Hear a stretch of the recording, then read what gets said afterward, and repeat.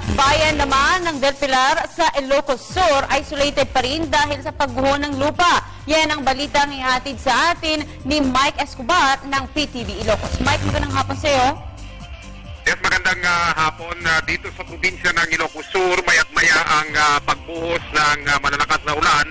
Pero sa pagkakataong ito, nakatakda ang PDRRMC at ang Provincial Government of Ilocos Sur na tumungo dito sa pinakagrabing natamaan nitong monsoon rain at ito nga papalis na si Bagyong Maring dito sa Luzon at magdadala ang buong team ng government ng mga relief goods sa bayan ng Santa Maria, Ilocos Sur. Itong Santa Maria, Ilocos Sur, halos 98% ang tinamaan dito ng malakas na buhos ng ulan at mahabaang pagbaha.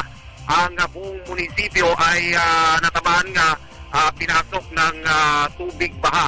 Sa pagkakataong ito, nag-subside na rin, bumaba na rin ang tubig baha at ngayon kinukuha na rin na itong pagkakataon para makapagbigay ng mga relief goods sa mga nasanantang residente. At bukod pa dyan, Santa Maria, tinitignan ngayon ang bayan ng Del Pilar at sa pagkakataong ito, hindi pa rin mapasok ng mga operatiba at ng PDRRMC dahil sa mga landslides na nagkakaroon nga doon sa parteng yon ng Ilocos Sur at sinusubukan pa rin pasukin para maibigay ang kanilang pangunahing pangangailangan.